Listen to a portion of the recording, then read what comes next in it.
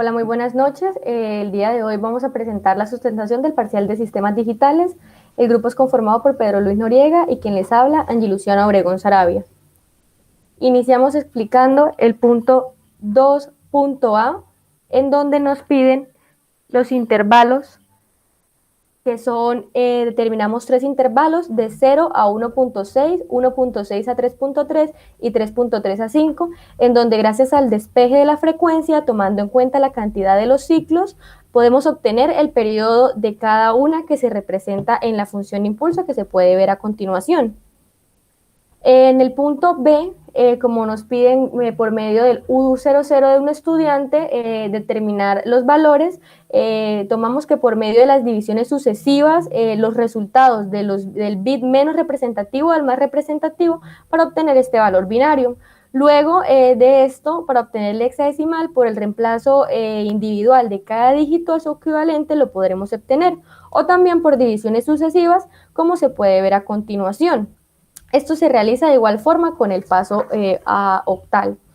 Y por último, para el paso a E triple E, estas divisiones sucesivas, pero también hallando el valor del exponente respecto a las corridas de la coma.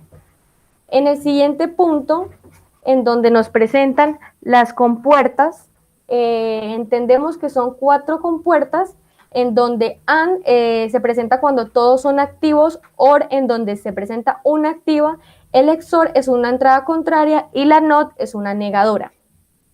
En el punto D, para representar las distintas agrupaciones de Carnot, tomamos una tabla con 5 variables en donde se agrupa sobreponiendo grupos como grupos de 16, 8 o 4, como se pueden ver a continuación.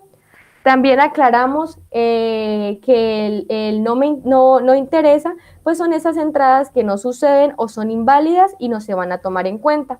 También se especifica las agrupaciones en 3 y 4 variables. Por último, el punto E, en donde nos preguntan por el desbordamiento. Vamos a entender esto como una suma de binarios en donde si se superan los bits que tienen los operandos, pues se va a presentar este desbordamiento. Listo. Para el punto 3, la primera era que pues aplicábamos las señales presentadas en la figura a las ecuaciones originales. Aquí lo que hicimos nosotros fue plantear una tabla, la verdad, básicamente, y como ya nos daban las entradas, nosotros hallamos las salidas. Entonces, y con los tiempos ya que nos daban. Entonces, cuando la señal estuviera alta, es decir, nos daba era 1, y cuando estaba baja, no iba a dar 0. Entonces, con base a esto, nosotros hallamos las salidas.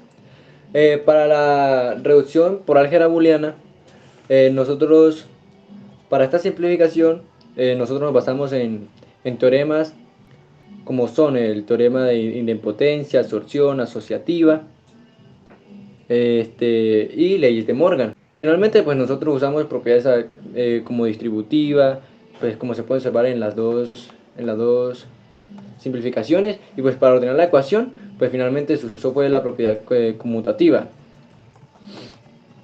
Y hallamos la tabla de la verdad y simulamos el circuito en Proteus con la ecuación original en la que nos daban, ¿no? Entonces, y luego simulamos también la ecuación booleana simplificada, que fue esta, aquí nos dan menos compuertas. Lo mismo hicimos para la ecuación B, y usamos las mismas propiedades. La tabla de la verdad de la ecuación B, la simulación de la ecuación B sin simplificar, y nos damos cuenta que cuando simplificamos la ecuación B, o sea, la simplificamos de la ecuación booleana simplificada, nos damos cuenta que nos va a dar la misma ecuación que la anterior. ¿Esto por qué? Porque estas son equivalentes. Para el cuarto punto, que son los mapas de Carnot, nos dice que debemos diseñar un sistema, y tenemos que presentar dos propuestas. Nuestras propuestas son, nuestra primera propuesta es este diseño, en cual se basó en que nosotros hicimos una tabla de la verdad para cada LED, para el LED 1, para el LED 2, para el LED 3, y a esto le hallamos la tabla de Carnot, y con la tabla de Carnot hallamos la ecuación. Y con esto pues ya sabíamos qué compuertas sumaban y cuáles se multiplicaban. y armamos el circuito. Aquí los componentes a usar fueron la protoboard, LED, las dos compuertas, el D-switch y las 7 resistencias, que tiene un valor total de 17,250. Aquí están la verdad para el LED 1, el mapa de Carnot, la tabla de Carnot, perdón, la ecuación booleana, lo mismo para el LED 2, para el LED 3, lo mismo. Y la propuesta 2 que nosotros presentamos fue, ya este caso no tiene compuertas, nosotros lo presentamos fue por medio de programación. También en Tinkercad. Este análisis que nosotros hicimos fue a base de las tablas anteriores, ya que pues esto arrojaban 15 posibilidades, porque ya iba a haber 15 posibilidades en la tabla de la verdad. Entonces nosotros nos preguntamos que cuántas revoluciones por segundo puede llegar una centrífuga. Nosotros investigamos y abundamos sobre este tema y el resultado fue que eran 5K de revoluciones por minuto que puede llegar a tener una centrífuga. Y con esto determinamos que nosotros para los intervalos de 0 a 5 puede llegar a tener una velocidad de 0 a 1,6 K de RPM. Para los intervalos de 5 y 10 puede llegar a tener una velocidad de 1,6 a 3,33 K RPM. Para los intervalos de 10 a 15 puede llegar a tener una velocidad de 3,3 a 5 K RPM. Con esto nosotros definimos que cuando estén en los intervalos de 0 a 5 la velocidad va a ser baja y solamente tiene que encender un solo LED. Y para los intervalos de 5 a 10 la velocidad va a ser media y van a encender 2 LED. Y los intervalos de 10 a 15 la velocidad va a ser alta y encienden los 3 LED, como lo vamos a ver en la simulación, en la siguiente simulación. Esta fue el código de programación, pues que yo lo juntaré en un formato TXT en la carpeta presente. Vamos a la simulación de esto. Bueno, entonces, aquí si nosotros metemos un 1, nos tiene que prender solamente un LED. Aquí lo pueden ver solamente prender un LED y nos dice que la velocidad es baja. Si metemos un número 6, nos tiene que decir que la velocidad es media y tiene que prender 2 LED, como lo vemos.